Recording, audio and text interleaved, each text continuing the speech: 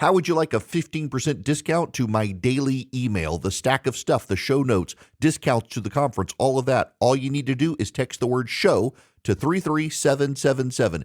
You'll get the annual subscription with a 15% discount to my daily email. You'll get the stack of stuff, the links to the show notes, discounts to the conference, and so much more. All you have to do is text the word show, SHOW, to 33777. Text show to 33777.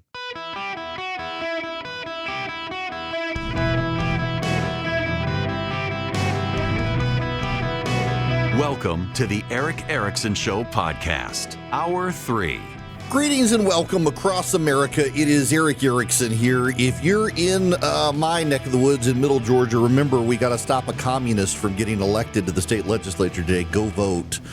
Poll is closed at 7 p.m. here in Middle Georgia tonight. I still got to vote after I'm off the show.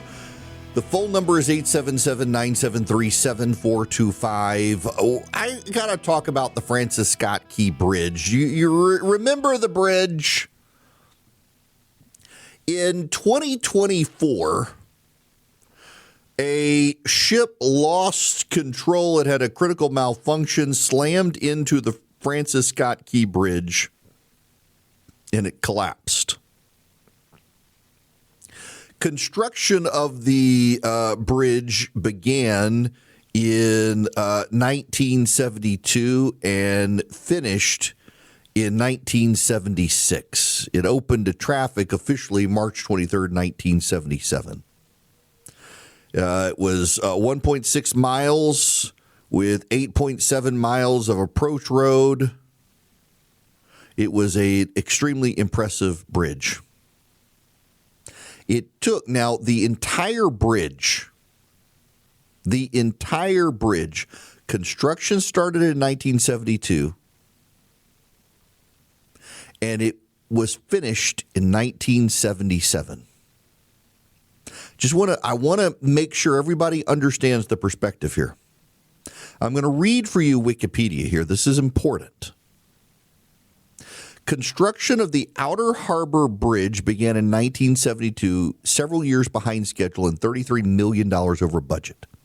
Each of the bridge's main piers, number 17 and 18, was protected by dolphins upstream and downstream, each with a 25-foot diameter sheet pile filled with trimmy concrete with a reinforced concrete cap. Now, this is not dolphins that you're thinking of. These are groups of pilings arranged as protection in a harbor. The piers had 17-foot fender systems, crushable thin-walled concrete boxes. In 1976, as construction went on, it was named the Francis Scott Key Bridge after the author of the Star-Spangled Banner. The Key Bridge opened to traffic March 23, 1977. The bridge project was 1.6 miles in length. There were 8.7 miles of approach road. It was a massive undertaking of this toll road. So a 1.6 mile bridge took what? 73, 74, 75, it took just about 5 years to build the entire bridge. In 2024, the bridge collapsed. President Biden, you will recall, said the federal government's going to pay for the whole replacement. The original bridge cost $141 million to build. That would be $568 million today. It's going to cost $1.9 billion. The bridge collapsed in May of 2004. They haven't even started work on the new bridge yet. Today, they're announcing a completion date of perhaps 2030. So it's going to take as long to rebuild the central portion of the bridge as it took to build the entire bridge plus the access roads back in the 1970s under Democratic management. Now, you will recall in Florida, after a couple of the major hurricanes in the last few years, The DeSantis administration was able to waive all the regulations and all the rules to get bridges rebuilt quickly, some of them of significant span, some of them short, some of them long. You will recall in Pennsylvania, Governor Shapiro there was able to waive fees and rules and regulations and union lock-ins to rebuild a bridge in Pennsylvania very quickly after a disaster. But in Maryland, the governor, Wes Moore, and the legislature, run by Democrats, won't waive the rules, won't waive the fees, won't waive the union buy-ins. And they're not going to be able to build the bridge. It's going to take as long as it did in the 1970s. Democrats can't build, with very few exceptions, Josh Shapiro in Pennsylvania being one of them. Democrats just can't build. In Atlanta, Georgia, a number of years ago, there's one of the interstates, I-85 and I-75 on the East Coast. They run through Atlanta. In downtown Atlanta, they merge into something called the Connector. On the north side of the city, they split with I-75 headed up towards Chattanooga and up to Illinois, I-85 headed up towards Greenville, South Carolina, and up the East Coast. Some homeless people built a fire under the interstate. It got out of control, and it collapsed I-85 in North Atlanta. They expected it could take 6 months to a year to rebuild that portion of the bridge. It took them about 30 days. In Florida, it took a matter of days, a few weeks to rebuild some bridges. Even Minnesota years ago, they had that horrific bridge collapse in Minneapolis over the Mississippi River.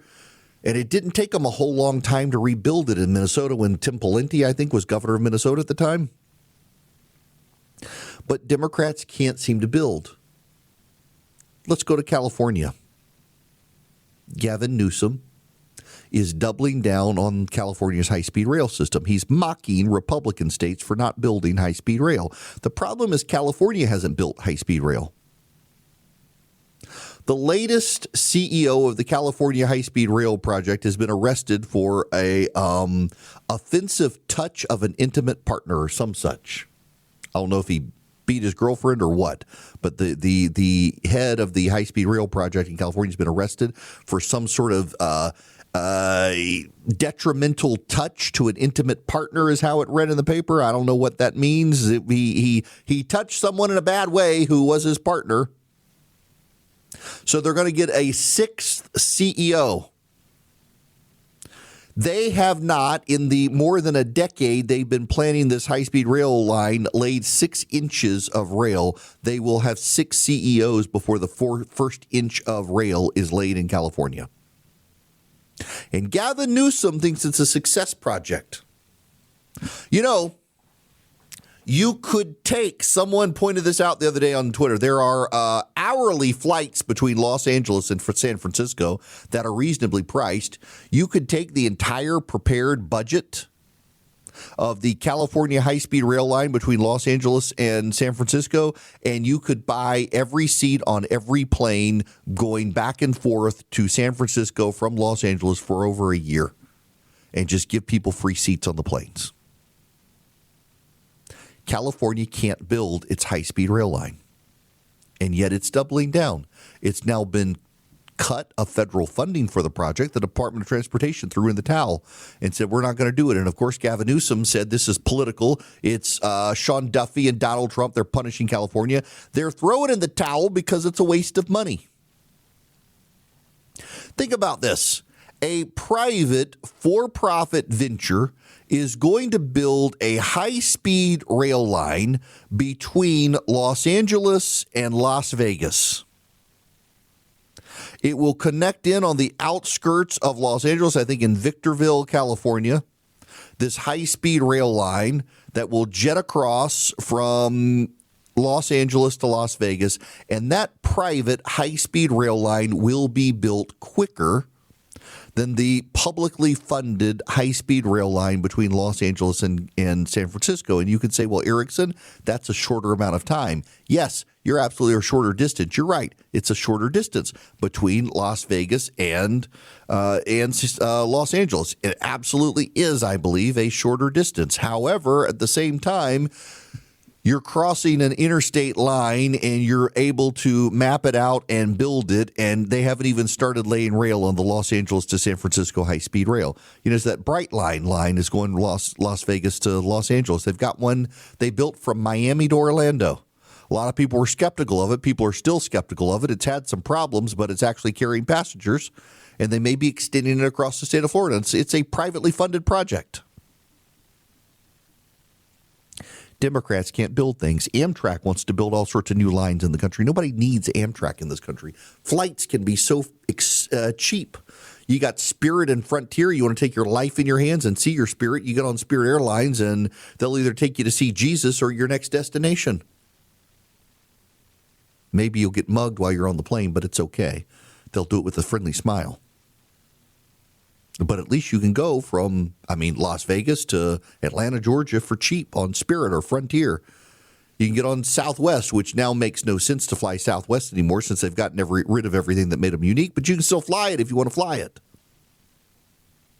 You cannot, however, drive across the Francis Scott Key Bridge in Maryland because the Democrats are in charge of the project and they can't get it built. You cannot take high-speed rail from Los Angeles to San Francisco because the Democrats are in charge of the project and they can't get it built. Los Angeles burned down and they can't build Los Angeles back because the Democrats are in charge of the project. Every single time the Democrats are in charge of a project, it gets held down by union rules and regulations and the like. Think about this. Joe Biden spent billions of dollars to deploy high-speed internet around the country, and it has amounted to less than 100 connections nationwide because the Democrats had to make sure that the DEI quota was fulfilled before people could get their internet.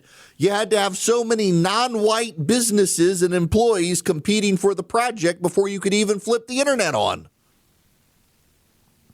Joe Biden's Jobs Act that was supposed to build all sorts of roads has built exactly 0 inches of road under the plan for the same reason: government regulation, union contracting rules, and DEI. Democrats can't build stuff. You know, Ezra Klein, the progressive who has his podcast now with the New York Times, long been a progressive activist, insists in the abundance agenda. That's what they're calling it. He and a guy from the Atlantic, Derek Thompson, they wrote a book on the abundance agenda. Democrats need to make things abundantly available. And one of the things they talk about, which is a fair point, is elevators in the United States. It is 3 times as expensive in the United States to install an elevator as it is in Europe because of government regulation and monopoly in the United States. In Europe, they can put in smaller elevators and they can build them on site. In the United States, you got to assemble the elevator off site and bring it in, and it's got to be a big elevator. It drives up costs 3 times as much to put in an elevator in the United States. In fact, in the United States, there are far more apartment complexes that lack elevators than in Europe because it's so costly to put an elevator in the United States. And by the way, they're right to highlight this, but you know what? The Democrats have pushed back on the Democrats writing the book about abundance because of union rules and regulations related to elevators that they don't want to go away. They would rather preserve the unions. Our kids are getting dumber while teachers' unions are getting richer, all because of Democratic policies. A major highway in the United States of America got taken out in 2024 in a completely Democratic state, and it will not be restored until after the year 2030 and will come in more than double the replacement cost that it should come into based on building the entire bridge in the 1970s.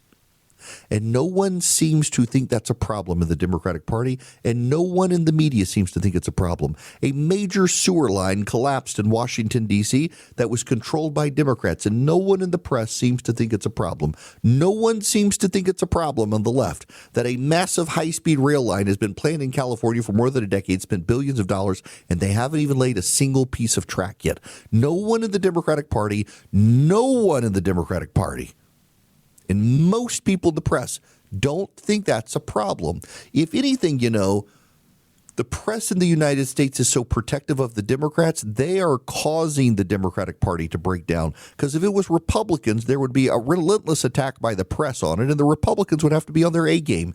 Democrats don't have to be on their A game because the press will protect them. It's like Alexandria Ocasio-Cortez and all of the mistakes she continues to make that the press won't call her out on, so she never needs to get better. In the same way, like with the Trump administration, they keep doing these incompetent things because their base doesn't demand their competence, so they never have to get better. The problem is that's one political administration on the right. It's an entire party on the left that gets protected by the press and never has to get competent. Guys, let's talk about life insurance for a moment. If you're married, you got kids, you probably want to start thinking about life insurance. Where do you go? How do you get it? And did you know if you receive life insurance through your job and you're laid off, you suddenly could be covered with nothing? These are the things you got to start thinking about as you start growing up. I had to think about them. You got to think about them. So think about them with SelectQuote. Head to SelectQuote.com and a licensed insurance agent will call you right away with the right policy for your life and your budget. Don't have a medical exam? Don't want a medical exam? No problem. They partner with providers offering same-day coverage up to $2 million without needing to visit your doctor. And unlike other one-size-fits-all insurance companies, SelectQuote's licensed agents, they work with you. In as little as 15 minutes, they can compare policies from top-rated carriers and get what you and your family need. So go to SelectQuote.com and get a licensed insurance agent to help you. In fact, SelectQuote.com/Eric. SelectQuote.com/ERICK. SelectQuote.com/Eric. Hello, folks. It is Eric Erickson here. Glad to have you with me. The phone number is 877-973-7425 should you wish to be on the program. The President of the United States was aboard Air Force One talking to reporters a little while ago. This is a Democrat shutdown. This has nothing to do with Republicans. This is a Democrat shutdown. They're upset that the crime numbers are so good. They're very unhappy that the crime numbers are so good. By the way, we aren't actually talking about the crime numbers, are we? They actually are very good. Crime has gone down.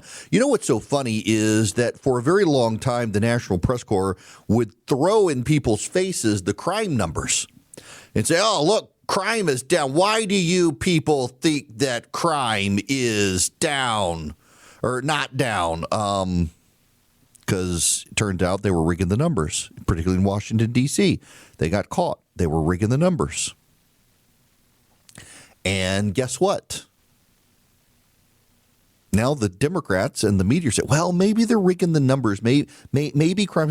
I think actually, you know how you can tell that crime is down because people are out and about more and later. And I gotta just acknowledge that I have skepticism, and this is not a Trump thing. I always have skepticism about the government and the government's data and the government's reporting, particularly when we know like the FBI crime reporting system has not been really connected, et cetera, et cetera, et cetera, et cetera. And we've got Democrats gaming systems and things like that. But I can tell you the perception from people in the communities of people that I talk to around the country, everybody generally feels like crime has actually gone down and people are safer to go out and about. And you see it reflected in those communities. And now suddenly the media can't talk about it because, God forbid, they point out that, well, deportations and crackdowns on crime from Trump have actually helped. They can't give the president credit, and they should. Swiss America has been warning people about a secret war on cash. They've been warning people about the BRIC nations trying to drive up the costs of precious metals to compete with the dollar, how they've been gaming systems and trying to stack the deck against the American reserve currency. And the secret war on cash really is how the government's trying to control you and also external forces as well. And it takes less than 15 minutes to read to get an understanding of what's going on. It might help your retirement and finances. Swiss America has been a trusted leader in precious metals for 40 years in this country. They're who I bought gold from. You can reach out to them and get their report completely free. All you have to do is call or text 800-289-2646. Just mention my name, Eric, E-R-I-C-K. You can text my name, Eric, to 800-289-2646. You can also go to SwissAmerica.com/Eric, SwissAmerica.com/ERICK, or just call and mention my name or text my name, Eric, to 800-289-2646. Get this report completely free from Swiss America. Message and data rates may apply. Greetings, conversationalists. Welcome. It is Eric Erickson here. The phone number, 877-973-7425. Should you wish to be on the program, a little more from the President of the United States aboard Air Force One. He commented on AOC and Gavin Newsom in Munich. By the way, I watched AOC answering questions in Munich. This was not a good look for the United States. I watched Gavin Newsom answering questions in Munich, and this was a bad look for our country. These two people are incompetent. And at least Hillary's competent. She's just Trump deranged. She was so deranged. She is an angry woman. But I watched the other two speaking and answering basic questions. Look, Gavin has destroyed California. And AOC, I never heard her speak very much. And they started answering questions. She had no idea what was happening. She had no idea how to answer, very important questions concerning the world. But she can't answer questions concerning New York City either, because New York City has got some problems. He's not wrong in anything he said. Interestingly enough, he continues to praise the Clintons and Hillary Clinton. And by the way, I got to say, while I very much like he does disagree with Hillary Clinton, she's completely broken by Donald Trump. She was the most competent Democrat in Europe. So much so, she's not really making all the buzz that the others are, but she was the most competent. And I disagree with a lot of what she said, most of what she said. But the president is absolutely right. Hillary Clinton was the only Democrat who sounded like a leader in Europe. The rest were just whiny. Here's a little more of the president. What are you expecting from these Iran talks in Geneva tomorrow? So I'll be involved in those talks indirectly, and they'll be very important. We'll see what can happen. It's been typically Iran's a very tough negotiator. They're good negotiators, or bad negotiators. I would say they're bad negotiators, because we could have had a deal instead of sending the B-2s in to knock out their nuclear potential, and we had to send the B-2s. I hope they're going to be more reasonable. They want to make a deal. Have you been told that a deal is next to impossible? No, I think they want to make a deal. I don't think they want the consequences of not making a deal. They want to make a deal. I don't know if they want to make a deal, and I don't think that we can trust them, even if they claim they're going to make a deal. Concurrent to all of that, the president sounds like he does wish to make a deal with the Iranians and avoid blowing them to smithereens, but I'm kind of hoping that we actually blow up Iran. Not the people, the regime. I think they need to be taken out. I personally don't like the Iranian regime, and most people don't, but they tried to kill me when I was a kid, and I particularly don't like them at all, and it would be very, very nice if they were blown to smithereens. The Iranian people, the majority of them don't like the regime, but there's a minority, and a very aggressive minority, that props up the regime, and that is one of the difficulties. I'm sympathetic to the president's concerns with trying to do regime change in Iran, because it actually is way more complicated than in a lot of other places, because it's not just the Ayatollah at the top. That's our perception in the Western world. The reality, though, is that there are thousands of people embedded within the regime. And part of the problem is, how do you get rid of all of those people?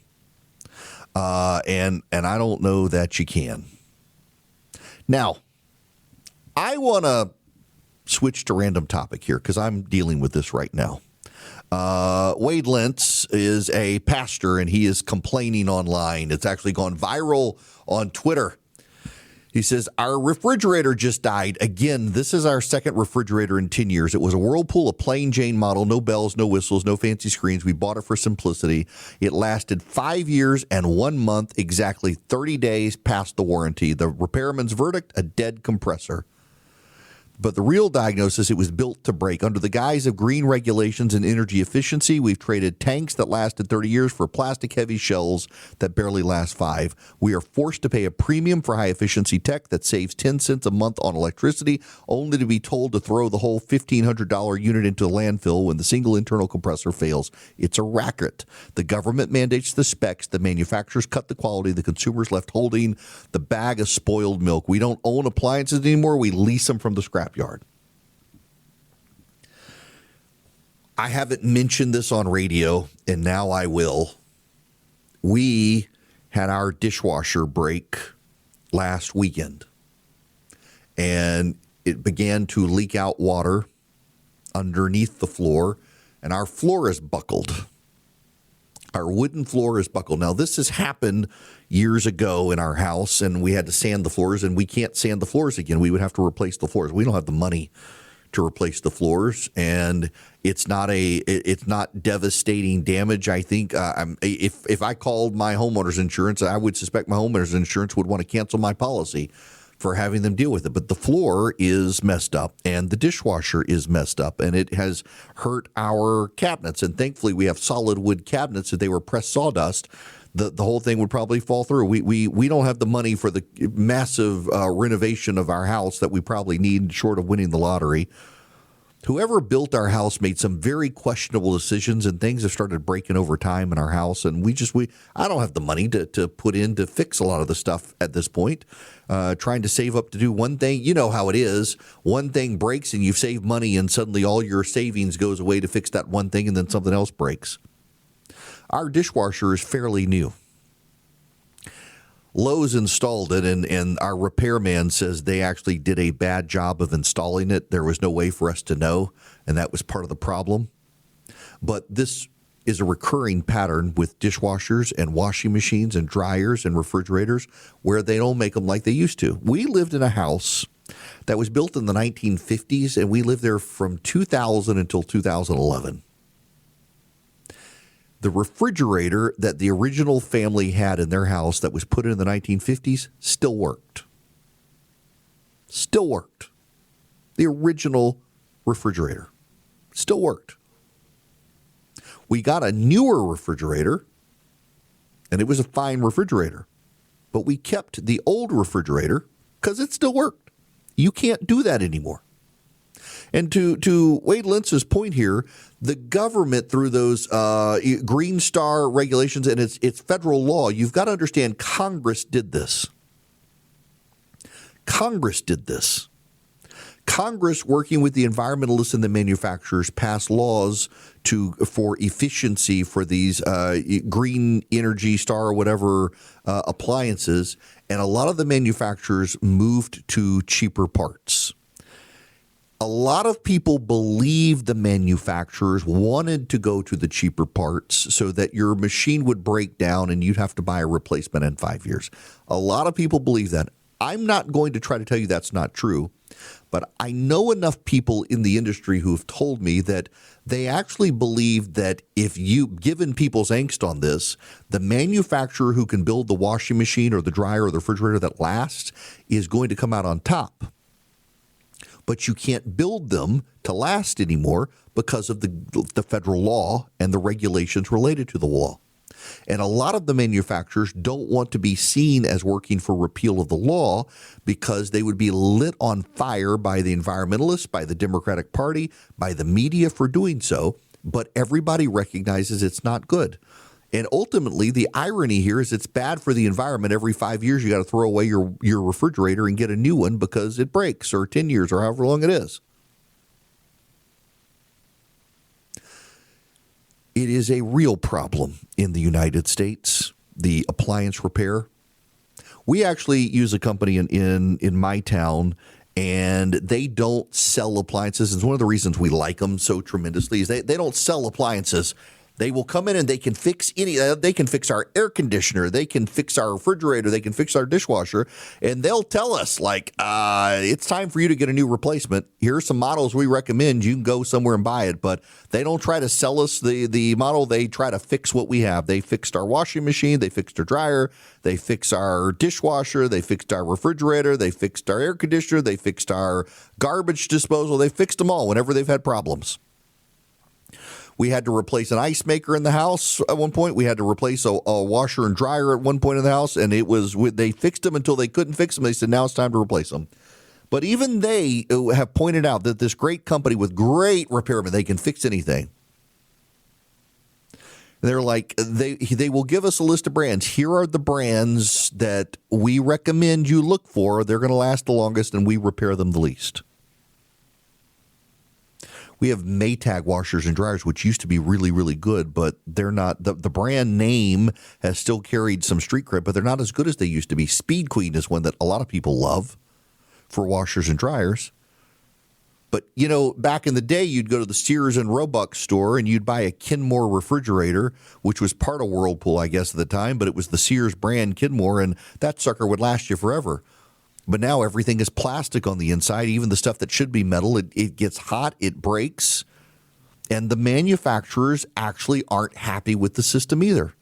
And I'm telling you, I get this from manufacturers. I get this from people in the industry who say they don't like it either.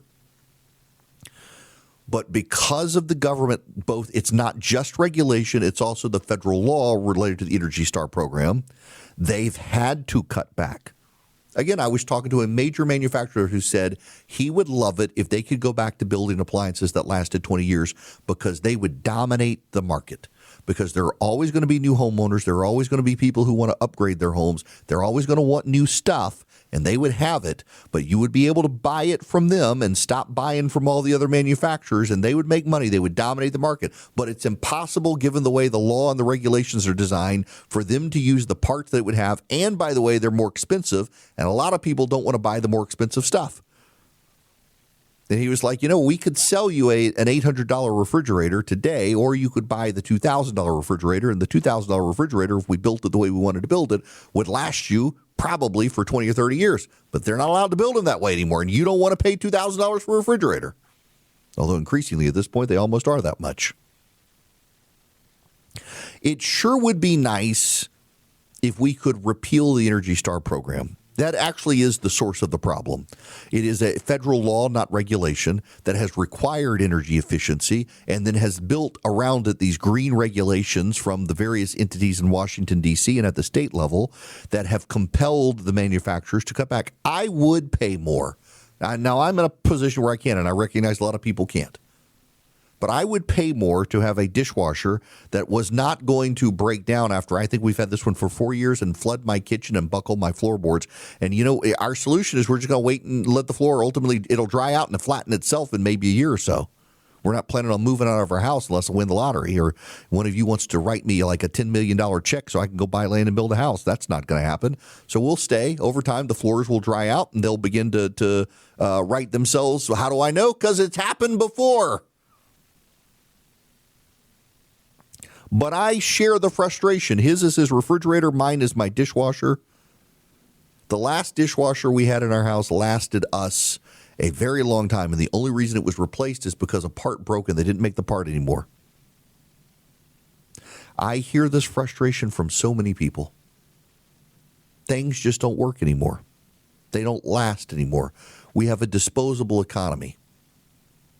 And what unfortunately, I think a lot of people think is that it is because the manufacturers have cheapened the products so that they break down more, and the private equity people want you to go in and buy. And maybe in some cases that's true, but in most cases, it's the Energy Star program legislated by Congress with the regulations around it have ultimately cost manufacturers the ability to make products that last a long time. The hyper-efficient Energy Star models break more easily. And you're stuck because Congress, with the environmentalists, passed a feel-good piece of legislation, and they couldn't foresee what was coming. The side moral of the story on this is that Congress should be reactive, not prescriptive. They should react to the needs of things and not try to prospectively pass legislation to improve problems that don't need improving. And this is one of those programs that's a huge failure, and people in the industry acknowledge it's a failure, and there's nothing anybody can do unless Congress repeals that law. Well, we're learning more now about this tragic situation in Rhode Island where this trans woman, this man, Robert Dorgan, who, by the way, even the folks at ABC's Good Morning America worked very hard, just like the New York Times, to not say he's trans, just Robert Dorgan, who also went by Roberta. You got that? They don't want to say it was a trans shooter. They're not doing the respect the pronouns stuff because they don't want the trans community. It's like, it's after 9/11 rushing out to defend every Muslim in America. And, we can't talk about them being Muslims who flew planes into the building. We can't talk about all these trans shooters because that would harm the trans community. Well, it appears, based on a growing body of evidence and comments, that what was happening was there was a senior day ceremony, and this man's wife didn't want her son embarrassed by having his father come out there, having gone through the whole surgery and becoming a woman. They didn't invite him, and he was already struggling with mental health issues, and he snapped and went and engaged in this act of violence. Just an absolute tragedy. Y'all, we are normalizing insanity in this country, and no one seems willing at the elite levels of this country, particularly on the left, to say this is insane. They have so embraced compassion and empathy, they've turned it toxic. And members of this family are now dead because of it. We have got to stop normalizing crazy in this country. It's just awful. Now, there is some news that I am interested in, and some of you will be interested in. Tiger Woods shared that his left Achilles injury is behind him.